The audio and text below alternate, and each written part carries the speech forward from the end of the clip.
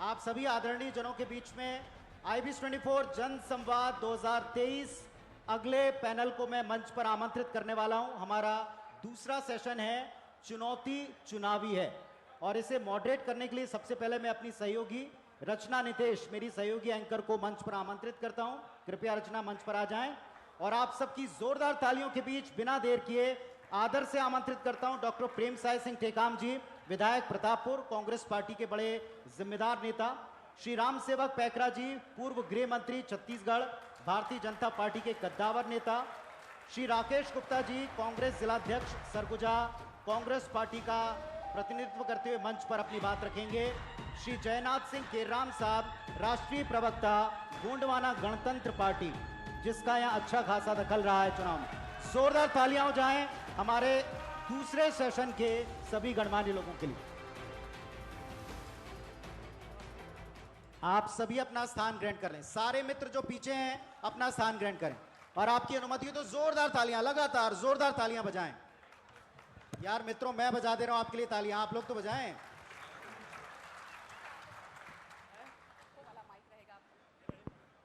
तो दूसरा session moderate करेंगी, इसे संचालित करेंगी मेरी सहयोगी रचना नितेश। रचना जी, आपके पास आ रहे हैं। बहुत शुक्रिया पुनीत जी। जय जोहार, गोड़ लागी सरगुजा वाले मन के। मध्य प्रदेश और छत्तीसगढ़ का सबसे विश्वसनीय और नंबर 1 न्यूज चैनल IBC24 के विशेष कार्यक्रम जनसंवाद में मैं रचना नितेश आप सभी का बहुत बहुत स्वागत करती हूं। अब चुनाव के मुहाने में हम खड़े हैं और जब चुनावी साल होता है तो बहुत सारी चुनौतियां भी आती हैं और उसी से जुड़ा हमारा ये सेशन है कि चुनौती चुनावी है। जनता के बीच तक IBC24 की टीम पहुंची और जनता के बीच से हम वो मुद्दे लेकर अब सामने आए हैं जिन मुद्दों का जवाब आज जनसंवाद के इस मंच से हम लेने वाले हैं जनप्रतिनिधियों से। तो एक बार जोरदार तालियों के साथ हमारे इस बहुत ही खास पैनल का स्वागत कीजिएगा। हमारे साथ डॉक्टर प्रेम साय सिंह टेकाम है, विधायक है प्रतापपुर से। डॉक्टर माफ कीजिएगा, राम सेवक पैकरा जी, पूर्व गृह मंत्री भाजपा से, बहुत बहुत स्वागत है आपका भी। राकेश गुप्ता जी हैं, कांग्रेस जिला अध्यक्ष है सरगुजा से। जयनाथ सिंह केराम जी हैं, गोंडवाना गणतंत्र पार्टी से, आज अपने पक्ष को बेबाकी के साथ रखने वाले हैं। चलिए, सबसे पहला सवाल, अब चूंकि सरकार है, सत्ता में है, तो डॉक्टर प्रेम साय सिंह टेकाम जी आपसे ही है। वैसे तो परिवर्तन संसार का नियम होता है, लेकिन ठीक चुनाव से पहले जिस तरह से लगातार परिवर्तन हो रहे हैं, जनता के मन में भी ये सवाल है, क्योंकि जब हम जनता के बीच तक पहुंचे तो जनता के मन में, कई लोगों के मन में ये सवाल उठे कि आखिर ठीक चुनाव से पहले इतने सारे परिवर्तन की वजह क्या है और आप इसे कैसे देखते हैं? जवाब देने दीजिए। सबसे पहले तो IBC टीम को बहुत बहुत धन्यवाद कि आप एक आदिवासी अंचल में हम सब की बातों को रखने के लिए आपने यहाँ पर आयोजन किया है। देखो भाई, आज तो वैसे आज मित्रता दिवस है और सभी को बधाई इस मित्रता दिवस के ऊपर। बहुत बढ़िया। और पूरा विश्व परिवर्तनशील है, परिवर्तन होते रहते हैं और जो अभी जो परिवर्तन हुआ जिसकी आप जिक्र करते हैं कि हमारे नए अध्यक्ष बनाए गए, नए आपके उसमें परिवर्तन हुआ, तो ये हमारे चुनाव का एक हिस्सा है। चुनाव की हमारी जो रणनीति है ये भी हिस्से है। भारतीय जनता पार्टी में भी क्या परिवर्तन नहीं हुए हैं क्या? नए उनके अध्यक्ष बदल दिए गए, आदिवासी अध्यक्ष बदल दिए गए, उनके CIP लीडर बीच में बदल दिए गए, ये भी बदलते रहते हैं। तो ये चुनाव के दृष्टिकोण से, चुनाव की जो रणनीति है उसके अनुसार से जहाँ जिसकी योग्यता होती है वहाँ पे रखते हैं उसको। बिल्कुल उम्मीद करते हैं कि आपकी जो रणनीति है ये चुनाव में नजर आएगी। पैकरा जी, एक छोटा सा सवाल, 15 साल तक आप लोगों की सत्ता में रहे, इसके बावजूद भी सरगुजा में वो विकास नजर क्यों नहीं आता? सबसे पहले IBC24 के इस टीम को और आप सबको, जितने इस कार्यक्रम के दर्शकगण हैं, आप सबको बहुत बहुत स्वागत, बधाई। देखिए, डॉक्टर रमन सिंह की सरकार में 15 सालों में गांव, गरीब, किसान, मजदूरों के लिए काम किया। इसीलिए 15 साल तक काम के आधार पर उनको अवसर दिया और कांग्रेस ने लगातार 50 सालों तक गरीबों को ठगा था, गरीबी हटाओ का नारा दिया था, जिसके कारण जनता ने जवाब दिया। छत्तीसगढ़ राज्य का निर्माण इस देश के लोकप्रिय पूर्व प्रधानमंत्री आदरणीय अटल बिहारी वाजपेयी जी ने काम किया और उसी का परिणाम है कि आज सरगुजा ही नहीं, छत्तीसगढ़ के कोने कोने का विकास हुआ। इनकी सरकार में आदरणीय डॉक्टर साहब से मेरा लगातार मुकाबला होता है। लगातार 93 से हम लड़ रहे हैं, लेकिन मैं आपसे कहना चाहता हूं, छत्तीसगढ़ का तो बात छोड़िए, प्रेम साय जी हमारे क्षेत्र के लगातार 9 बार विधायक चुनाव लड़े हैं। 9 बार में 3 बार जो है विधायक हारे हैं और 6 बार चुनाव जीते हैं। लेकिन प्रतापपुर विधानसभा और पिलखा विधानसभा, मैंने भी पिलखा विधानसभा में चुनाव लड़के एक बार चुनाव जीता था और प्रतापपुर में भी एक बार चुनाव इनके साथ जीता है। लेकिन मैं इनसे तुलना करिए, अगर प्रतापपुर विधानसभा में 5 साल अभी मंत्री के रूप में काम अभी किए हैं, 5 साल में शिक्षा मंत्री, जो विभाग के मंत्री हैं, उनसे मैं पूछना चाहता हूं कि ये जहां रहते हैं, जिनका जहां जन्मभूमि है, वहां एक ठो हाई स्कूल को हायर सेकेंडरी नहीं कर सके। ये तो आपने ये बरबसपुर में ये तो आपने सवाल ही पास कर दिया। हम तो आपके 15 साल के कार्यकाल की बात कर रहे हैं, आप लोगों की सत्ता की बात कर रहे हैं, आप ऊपर जा रहे हैं। 15 सालों में मैं पूरे प्रदेश की बात नहीं करता, लेकिन प्रतापपुर विधानसभा की बात करता हूं। प्रतापपुर विधानसभा में हर गांव को हमने पक्की रोड से जोड़ा भी, और जितने भी नदी नाला हैं, चाहे प्रतापपुर के बाकी नदी हो, चाहे आपका मोरन नदी हो, चाहे बरन नदी हो, इरिया नदी हो, इस क्षेत्रों में अगर जाएंगे, पुलों का विकास, पुलों का निर्माण करके हमने गांव को जोड़ा है। अभी मैं 5 साल की बात करना चाहता हूं, ये 5 साल के अंदर बता दे, 5 साल के अंदर बता दे एक भी बड़ा पुलिया कोई 1-8 करोड़ का पास किया हम तो बता दे। इसलिए मैं कहना चाहता हूं कि विकास आज हमारा मूल आधार है। तो आप ये मानते हैं कि अगर प्रतापपुर विधानसभा का विकास नहीं हुआ तो पूरे सरगुजा का भी विकास नहीं हुआ, तो कोई बात नहीं। देखिए, छत्तीसगढ़ का विकास तो डॉक्टर रमन सिंह की सरकार ने कर दिया, ये तो मरम्मत के काम नहीं करा पा रहे हैं। और आपको बताना चाहता हूं, हमारे आदरणीय विधायक साथी अभी विधायक हैं, पूर्व मंत्री के रूप में काम देखा है हम लोगों ने, पता नहीं इन पर विश्वास क्यों भूपेश सरकार ने हटा दिया, जबकि सबको यही था भूपेश से तो भरोसा है। पता नहीं इनका भरोसा कहां चला गया, भरोसा खत्म हो गया, भरोसा खत्म हो चुका है इनके ऊपर, इसीलिए इनको 12 मंत्रियों से बाहर कर दिया गया। बड़ा दुर्भाग्य है। हम तो चाहते थे कि हमारा सरगुजा संभाग का विकास होगा, लेकिन मैंने कहा। तो आप ये मानते हैं कि धर्मलाल कौशिक के ऊपर भरोसा नहीं था बीजेपी को, इसलिए उन्हें हटा दिया गया?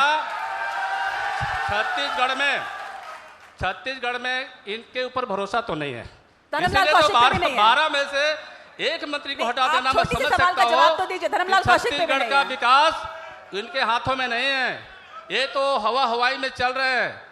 हमारे आदरणीय मंत्री जी भी बात कर रहे थे कि बिलासपुर रोड, सीतापुर रोड बहुत रोपा लगाते थे आप लोग, ठीक है, कीचड़ होता रोपा लगाते थे। अरे विकास का है तो मॉडल के रूप में हमारे देश के हमारे गडकरी साहब ने जो काम किया है वो दिखाई दे रहा है। और मैं कहना चाहता हूँ, अगर एक उदाहरण बता दे विकास के नाम पर। आप भरोसे की बात कर रहे हैं, भरोसा रखिए, मैं वापस आप तक बहुत जरूर पहुंचूंगी। सबको एक बार जरा मैं मौका दे दूं।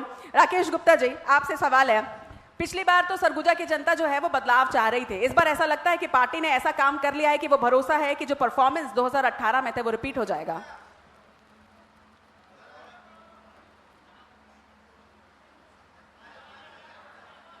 इसी के टीम को मैं धन्यवाद दूंगा कि इस मंच पे मुझे मौका मिला। 2018 में सरगुजा की जनता, संभाग की जनता बदलाव चाहती थी और 2023 में इसे निरंतरता में रखेगी। अभी बहुत गौरवशाली इतिहास आदरणीय रामसेवक पैकरा जी अपने 15 साल का बताए। ये पिछले 5 साल में 2014 से 2018 में जिले के अंदर 5 गौरव पथ रोड तो बना नहीं पाए। आंकड़ों पे बात करेंगे यदि तो इतना इन्होंने गड्ढा हमारे पास छोड़ा कि हम सैकड़ों एकड़ मुख्यमंत्री सड़क योजना के तहत सैकड़ों एकड़ जमीन हम लोग पीडब्ल्यूडी के माध्यम से सड़कों का विकास कर रहे हैं। इन्होंने मेडिकल कॉलेज की भी बात की। मैं स्वास्थ्य के बारे में बात करना चाहूँगा कि 0 ईयर हम लोग को 2018-19 में दिए और जिला चिकित्सालय का सेटअप इन्होंने 0 कर दिया। और आज इस सरगुजा जिले में, सरगुजा संभाग में प्रदेश का दूसरा सबसे बड़ा मेडिकल कॉलेज 125 सीट के साथ, प्रदेश का दूसरा सबसे बड़ा मेडिकल कॉलेज 42 से अधिक पीजी की सीटों के साथ में आज हमारे पास में सूरजपुर, बलरामपुर, मनेंद्रगढ़ चिरमिरी के जिला चिकित्सालय आ गए हैं। वहां पर अब वो रेफरल सेंटर नहीं है, वो सभी जगह पूरी तरीके से काम कर रहे हैं। आज अंबिकापुर का जो हॉस्पिटल है मेडिकल कॉलेज, ये प्रदेश का दूसरा सबसे बड़ा मेडिकल कॉलेज है जहां पे इतनी संख्या है। हर कोने में आज कैंसर का इलाज यहां पर हो रहा है और नवापारा सेकंड लार्जेस्ट कीमो की काम हो रहा है। यहाँ पे 3 नए प्राथमिक स्वास्थ्य केंद्र के तर्ज पे हमर अस्पताल का निर्माण और 10 हमर क्लिनिक का भी काम चल रहा है। ये मैं बताना चाहूंगा आपको कि डॉक्टरों के बारे में जो बदलाव की बात आप कर रहे हैं, बदलाव हुआ है। जब इनके पास पीजी के डॉक्टर 180 थे पूरे प्रदेश में, आज 550 है। एमबीबीएस डॉक्टर इनके पास 1200 थे, आज वो 2500 से अधिक हैं। 11,000 से भी कम इनके पास में उस तारीख में नर्सेस थी, आज वो 17,000 है। 50 लाख से अधिक इन्होंने कभी पैथोलॉजी की जांच नहीं की। वायरोलॉजी लैब के साथ हम 3.5 करोड़ से ऊपर हैं। तो ये मान के चलिए कि एक बात और आई थी। राकेश जी, सड़क, स्वास्थ्य और शिक्षा तो बुनियादी सुविधाओं में आ गया। आपको लगता है कि सिर्फ बुनियादी सुविधाओं का ही यहाँ पर अभाव था, विकास की आवश्यकता नहीं है? और विकास के लिए क्या सिर्फ बुनियादी सुविधाओं को ही बढ़ावा देना जरूरी है? देखिए, आम जनता को जो पहली बात होती है वो बात होती है रोटी, कपड़ा और मकान की। यानी आपकी सरकार आने के पहले ये भी नहीं था यहाँ पर के लोगों के पास? मैं बता रहा हूं ना आपको, आज हालत यह है, आज हमारी सरकार आने से पहले की हालत यह है कि आदरणीय अमरजीत भगत जी ने बताया कि केवल एक डर पैदा करते थे और कागजें जाती थी विधानसभा में कि यदि इनको आप चुनोगे तो आपका राशन कार्ड कट जाएगा।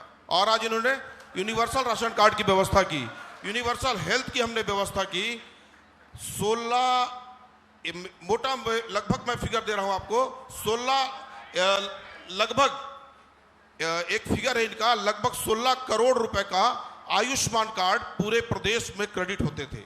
और आज वो रकम बहुत बढ़ के रकम की संख्या वालूम बढ़ा है। मैं जिले की बात करूं, 16 करोड़ था, वो आज 44 करोड़ से ऊपर हो गया है। और जहां तक प्रदेश की बात करेंगे आयुष्मान कार्ड की, ये नाम का चक्कर बहुत रखते हैं कि ये आयुष्मान कार्ड जो है ये हमारे पास हमारे प्रदेश में नहीं चल रहा है। तो आयुष्मान कार्ड के बारे में बताना चाहूंगा। मूड़ी का नाम कपार हमारे यहाँ खूबचंद बघेल जी के नाम से चलता है, जिसका केएनओपी ज्यादा बड़ा है।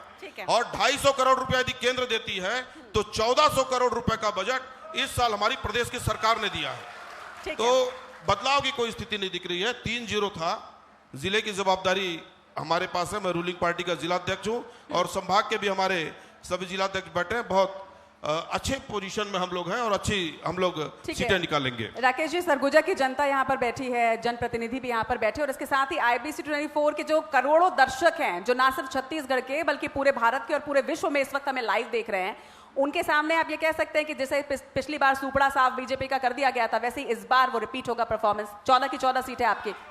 मैं इसमें मतदाताओं का मैं आदर और सम्मान के साथ ये बात कहना चाहूंगा कि 14 सीट तो परिवर्तन का था और इस बार जो 14 सीट आएगा वो डिस्टिंक्शन मार्क के साथ हमारे काम के बदले में आएगा। क्या बात, ठीक है।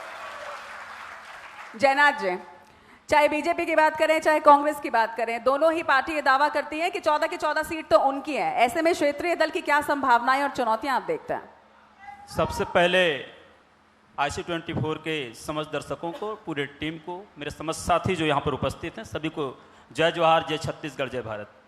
साथियों, मैं इस मंच से बताना चाहता हूँ मैं कि ये दोनों पार्टियां जो दावे कर रहे हैं कि हमने विकास किया है, पिछले 70 सालों से हम सरगुजा संभाग की बात कर लें, सरगुजा संभाग को अगर गौर से देखा जाए तो मिनी भारत बन गया है। हमारे लोगों ने, हमारे पूर्वजों ने गुजरात को, उड़ीसा को, तमाम राज्यों के लोगों के यहाँ पर बसाया और उनके साथ विकास का सपना देखा था। आज हमारे साथ बैठे मंत्री जी ये बता दें कि यहाँ का जो आदमी कल नागर जोतता था, आज भी नागर जोत रहा है, जो कल मजदूरी करता था 70 साल बाद भी मजदूरी कर रहा, विकास कहाँ पर हुआ है? आज गांव की आप नगरों का विकास किए, गांव का विकास करके बताएं।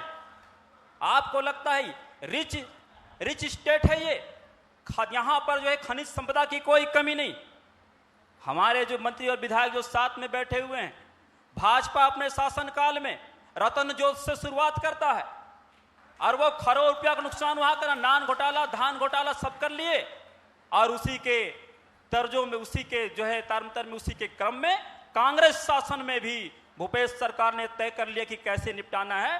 तो इनके शासन में हमने आलू का सोना बनता, तो आप लोगों ने बहुत सुना था, आलू डालेंगे सोना निकलेगा, आलू डालो सोना निकलेगा। यहां बालू को सोना बनाया गया, छत्तीसगढ़ में बालू को सोना बनाया गया, बालू की तस्करी हुई, जितने तस्कर थे वो मजबूत हुए।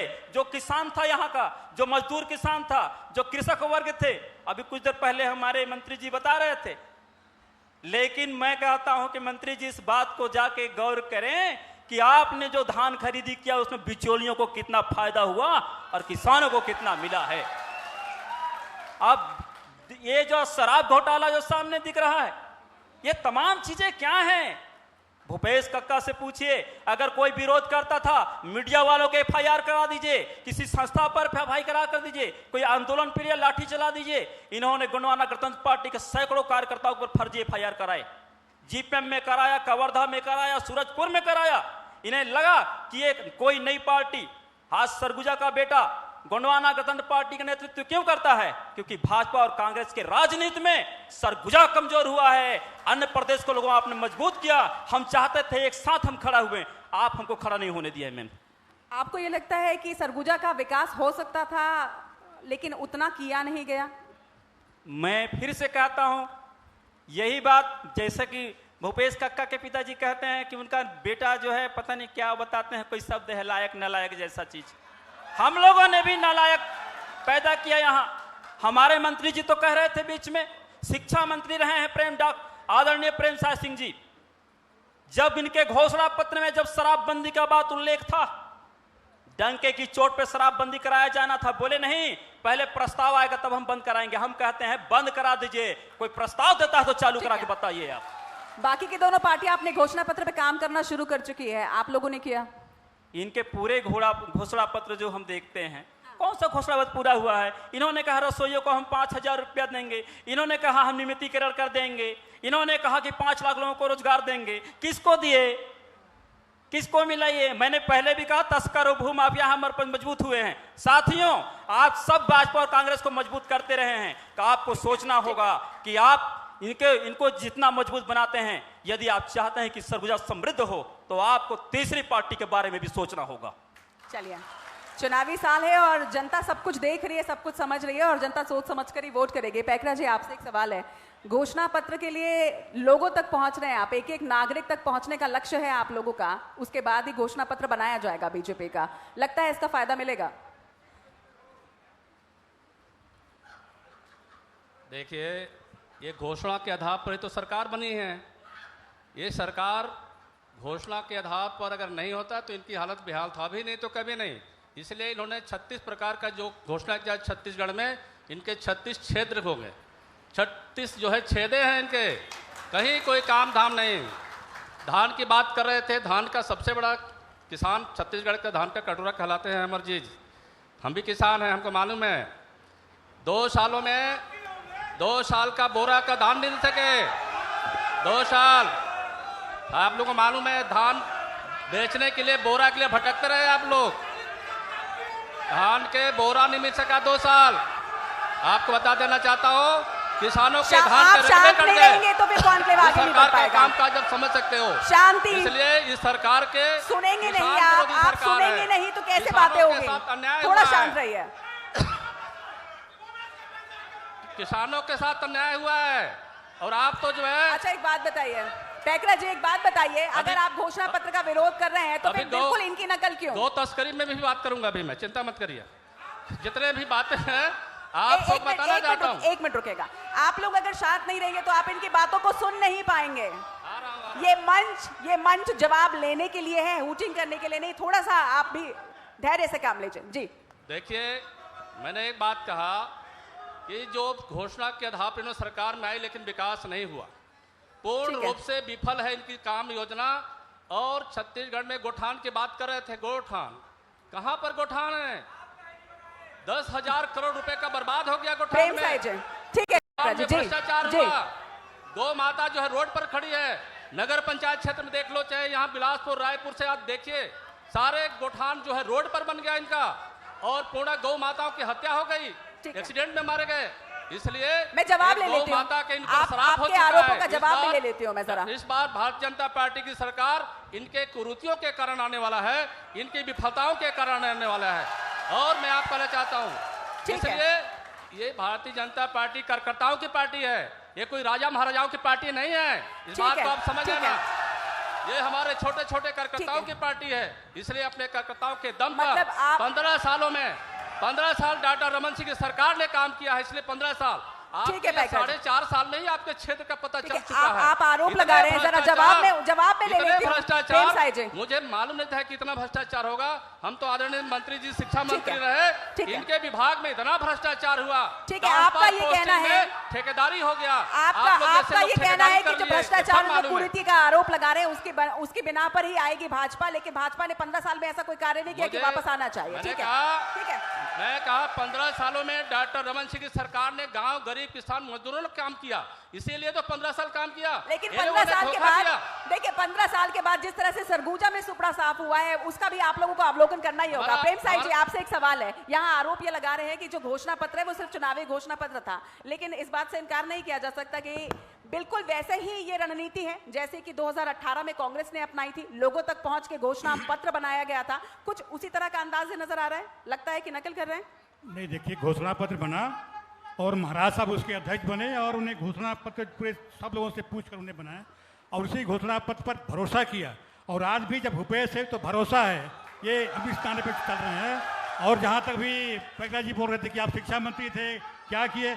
अरे इसी सत्र में मैंने 6 हाई स्कूल खुलवाया अपने क्षेत्र में और 10 हायर सेकेंडरी, और शिक्षा के क्षेत्र में जो क्रांतिकारी जो कदम उठाए गए हैं, स्वामी आत्मानंद उत्कृष्ट अंग्रेजी हिंदी माध्यम के जो आज सर्वत्र उसकी तारीफ हो रही है, पूरे देश में पूरी तारीफ हो रही है।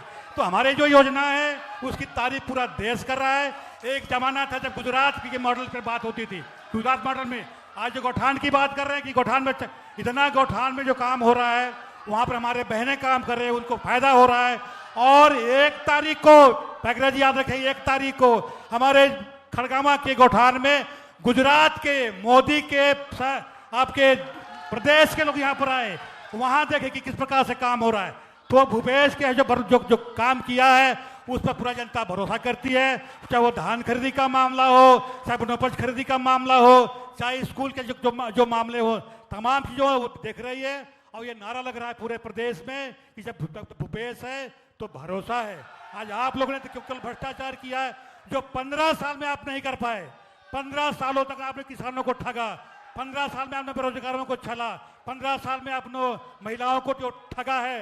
और उस समय तो यह था कि आपके जब चुनाव हो तो बोनस की बात करते थे और चुनाव खत्म तो तय कोनस, किसान को पहचानते नहीं थे। ये आप लोगों का नारा था। धान आज किसानों की खरीदी भी बढ़ी है, किसानों के संख्या भी बढ़ी है, रकबा भी बढ़ा है। आज अगर आप लोग झूठ बोलते हैं, केवल झूठ के सिवाय कुछ नहीं बोलते हैं। आपने हमारे प्रधानमंत्री जी आए प्रदेश में आए, उन्होंने कहा धान खरीद तो हम करते हैं। अरे धान खरीदी अगर आप करते हैं यहाँ पे तो उत्तर प्रदेश में क्यों नहीं करते, मध्य प्रदेश में क्यों नहीं करते, आप महाराष्ट्र में क्यों नहीं करते? जब यहाँ धान खरीदी हम लोग कर रहे हैं अपने संसाधन से, यहाँ के बैंकों से लोन लेके करते हैं, और इसलिए जो किसान यहाँ के भरोसा कर रही है। आप लोगों ने तो शिक्षा के क्षेत्र को पूरा बाजार बना लिया था, एक भी भर्ती आप लोग ने नहीं किया। हम लोग ने 10,000 शिक्षकों की भर्ती की, अभी 12,000 भर्ती करने जा रहे हैं। तो जहाँ कमी है वहाँ हम उसको दूर करेंगे।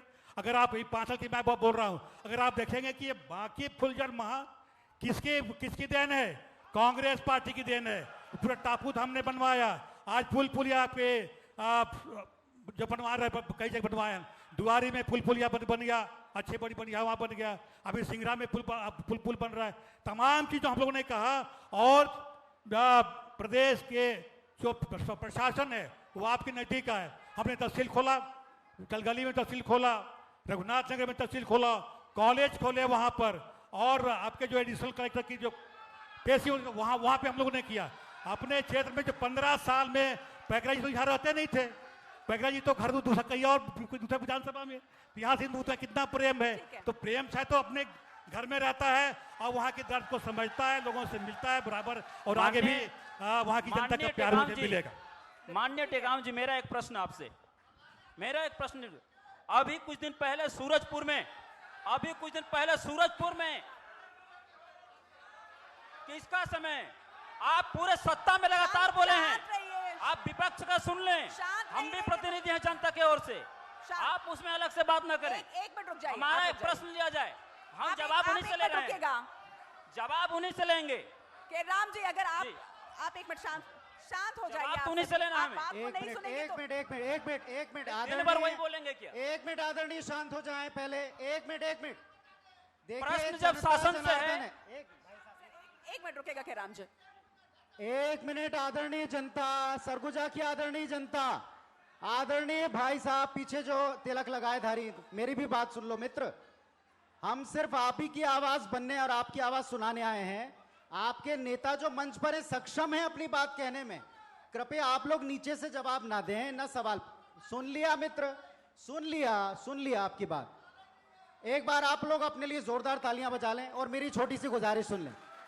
आप इस समय करोड़ों लोगों के सामने लाइव हैं, थोड़ा बहुत चलता है, लेकिन जिस अंदाज में आप सरगुजा को प्रेजेंट करेंगे वो लाइव जा रहा है। मेरी करबद्ध प्रार्थना है, मंच पे बैठे हुए आपके एक एक नेता सक्षम है जवाब देने में। सवाल मेरी सहयोगी के पास ढेर सारे हैं, कृपया आप सवाल ना पूछें, जवाब दें आदरणीय मंच, और आप लोग अपने ही नेताओं पर भरोसा करें। तालियां बजाकर समर्थन या विरोध जो भी आप प्रकट करना चाहें कर सकते हैं। बहुत धन्यवाद, प्लीज कंटिन्यू। ठीक है पैकरा जी, आपसे एक सवाल। आरोप लगाना बहुत आसान होता है, लेकिन इस बात से इनकार नहीं किया जा सकता कि जनता ने भरोसा तो दिखाया है कांग्रेस पर, और जो संस्कृति को जिस तरह से बढ़ावा दिया गया है इस सरकार में, वो 15 साल में नजर नहीं आया। देखिए, मैंने पहले ही कह चुका है कि 36 प्रकार के घोषणा के कारण सरकार, ये मेरा सवाल नहीं है, वो मेरा सवाल नहीं, मैं घोषणा पत्र पे बात नहीं कर रही हूं। मैं बताना चाहता हूं कि ये सरकार का अभी जो जिस तरह का घोषणा की है, हमारे आदरणीय प्रेम साहब जी ने माइक पास कर लीजिए ताकि लोग अच्छे से सुन पाए। हमारे आदरणीय प्रेम साहब जी ने तो घोषणा किया था कि प्रतापपुर को जिला बना देंगे, क्यों नहीं बना जिला बनाए? मैं पूछना चाहता हूँ। देखिए, बहुत आसान है कि आपसे मैंने सवाल किया और आप उनसे सवाल कर लें, आप जवाब दीजिए ना। मैं बताना चाहता हूँ, इनकी विफलता के कारण ही भारतीय जनता ठीक है, पार्टी आपके पास की सरकार जवाब नहीं फिर है। से आएगी। आपके लेकिन पास मैं जवाब कहना नहीं है। चाहता हूँ, ये विकास के काम के मुद्दा बात कर रहे थे, मैंने ये तो शिक्षा मंत्री के नाते 10 हाई स्कूल बात कर रहे हैं। मैं 5 साल में मैं भी मंत्री था, 25 हाई स्कूल मैंने खुलवाया है प्रतापपुर विधानसभा में। आप बातों को घुमा रहे चाहता हूँ। हैं। सर देखिए, ऐसा है कि ये जनसंवाद, मेरे पास आंकड़ा है 25 से ऊपर। पैकरा जी, ये जनसंवाद का मंच है और जनसंवाद के मंच पे हम जो मुद्दे लेकर आए हैं हम उनका जवाब चाहते हैं, आप जवाब नहीं दे रहे हैं। ये महान नदी पर टूट गया था, 15 करोड़ का तत्काल हमने पास किया। ये किसने पास किया है? बात बता दे खड़गांव वाले। आपके महान नदी में बगड़ा से बंसीपुर में महानदी पुलिया किसने बनवाया है, ये भी बता दें। बाकी नदी में 4 बड़े बड़े पुलों का निर्माण हमने शुरुआत किया है। आपके मोरन नदी में 6 बड़े बड़े पुलों का निर्माण हमने पास किया है। और एक उदाहरण बता रहा हूं, हमारे प्रतापपुर जिले में प्रतापपुर विधानसभा में उप जेल हमने सैंक्शन किया था, उसको पता नहीं कहां बेच खाए भाई, कहां ले गए उप जेल को? मोरे भूमि पूजन किया हुआ था। आप सिर्फ प्रतापपुर की बात करना चाहते हैं, आप सिर्फ प्रतापपुर की बात करना चाहते हैं। आपके लक्ष्य में पूरा सरगुजा और पूरा छत्तीसगढ़ नहीं है। कोला से सोनहत मार्ग में हमारे मोरन नदी में पुलिया पास किया था, भूमि पूजन चुका था, उस पुल को कहां चले गया? इसलिए ये सरकार कोई काम नहीं किया है 5 सालों में, इसलिए सरकार के विरोध में पूरी जनता हो चुकी है। और मैं तो आदरणीय प्रेम साहब जी से कहता हूं, हमारे राकेश जी बात कर रहे थे, राकेश जी बात करते हैं कि हमारे विधायक बहुत अच्छा किया है 14 विधानसभा। मैं तो कहता हूँ 14 विधानसभा उन्हीं को टिकट दे दिया जाए। मैं भी सिफारिश करता हूँ आपकी पार्टी को, दे टिकट, हम लोग मुकाबला करेंगे। ठीक है राकेश जी, घोषणा पत्र पे लगातार विपक्ष जो है वो घेरती आई है। इस बात से इनकार नहीं किया जा सकता कि वो घोषणा पत्र ही था जिस पर पूरा भरोसा जनता ने दिखाया था। इस बार लगता है कि वो थोड़ा टेढ़ा पड़ जाएगा, क्योंकि पिछले घोषणा पत्र के जवाब भी लोग भी मांगेंगे आपसे।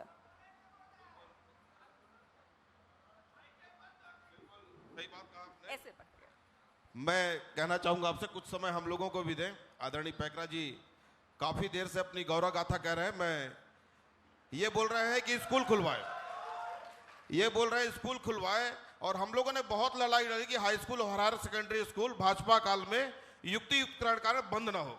कई स्कूलों को इन्होंने बंद किया।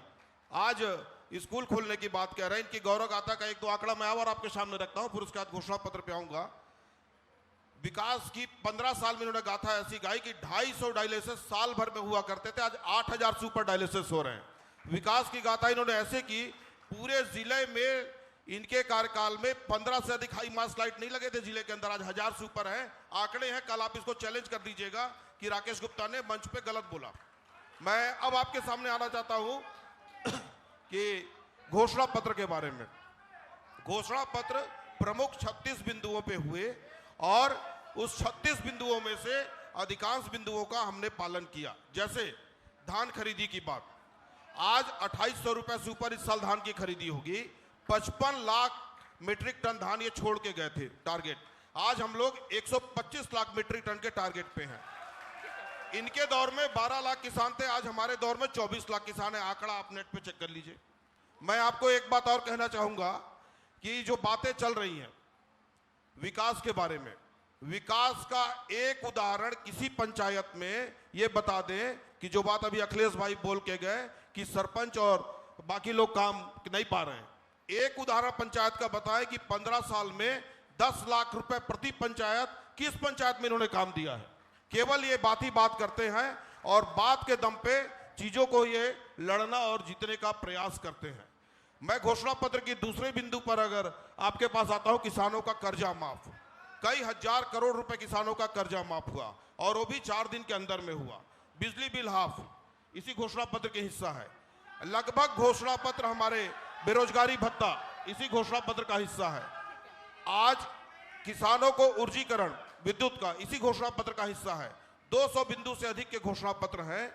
4.5 साल के कार्यकाल में अगर मान लीजिए किसी कारण से 2 साल का ग्रेस पीरियड हमको मिलना चाहिए और इस पूरे घोषणा पत्र को पूरा करने के लिए कोविड ने उस दौर को खराब किया है, तो मैं पूरा स्वीकार करता हूं कि हमने पूरे नहीं किए, लेकिन हम लोग लगभग डिस्टिंक्शन मार्क के ऊपर हैं। 80% से ऊपर हमने घोषणा पत्र को पूरा किया है।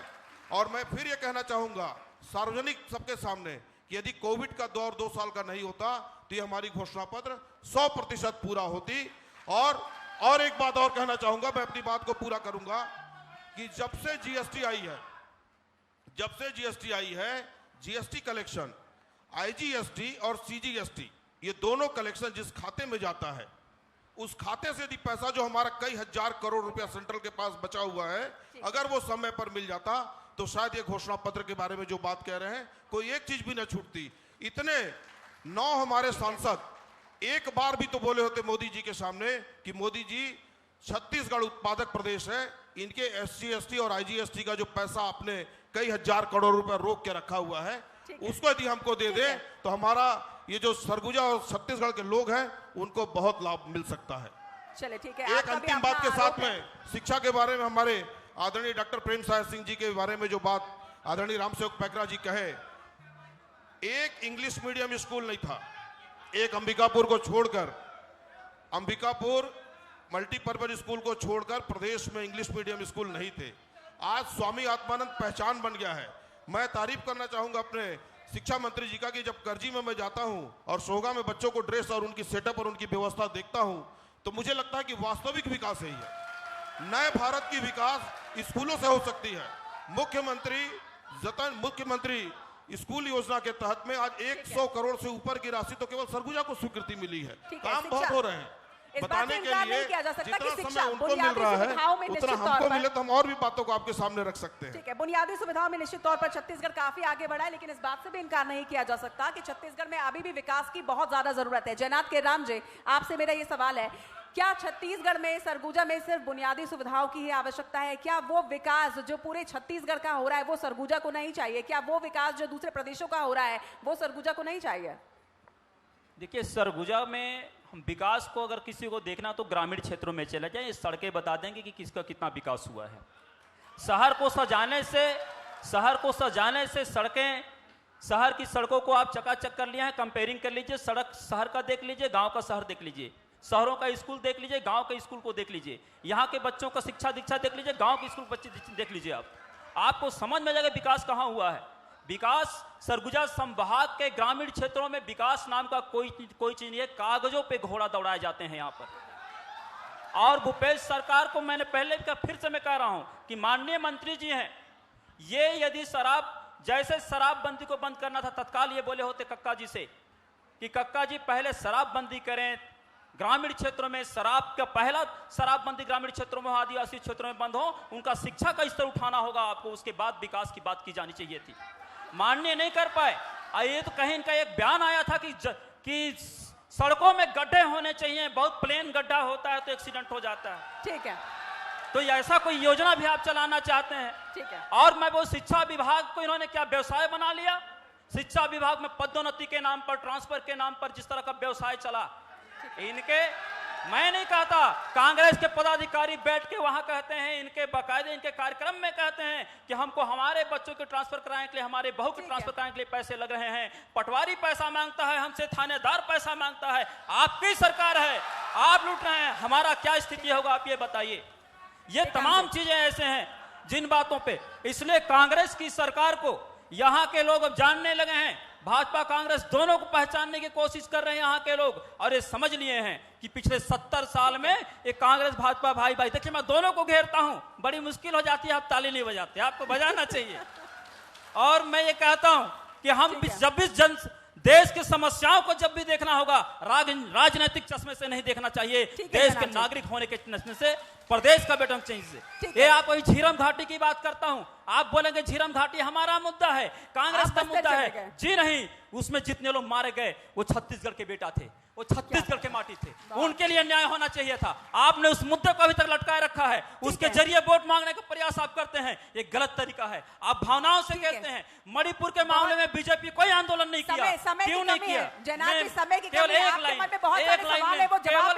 लाइन, मणिपुर के मामले में बीजेपी शांत क्यों थी? मैं चाहता हूं बीजेपी भी इस पे कहें।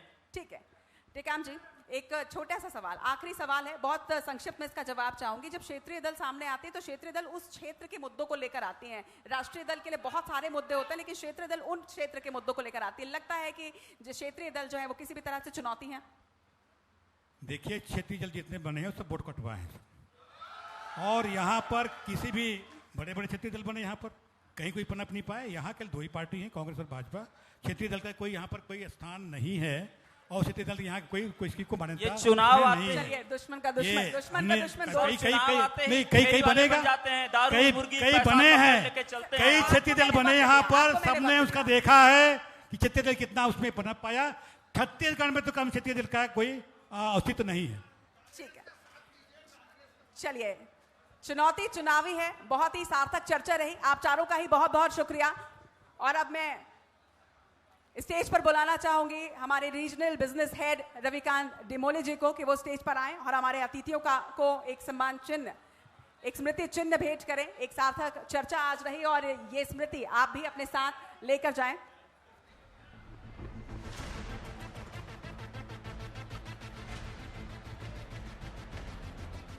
एक बार जोरदार तालियां सार्थक चर्चा के लिए और हमारे सम्मानीय मंच के लिए। आज बहुत ही खास ये चर्चा रही, जनता के बीच पहुंचकर आईबीसी 24 ने जिन मुद्दों को उठाया, आज उन मुद्दों का जवाब हमने इस मंच से लिया है।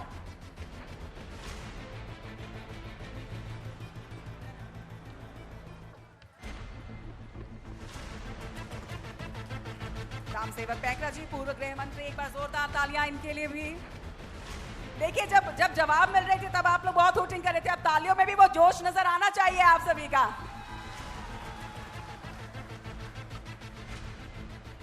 राकेश गुप्ता जी, जिला अध्यक्ष, और बहुत बहुत शुक्रिया आपका भी।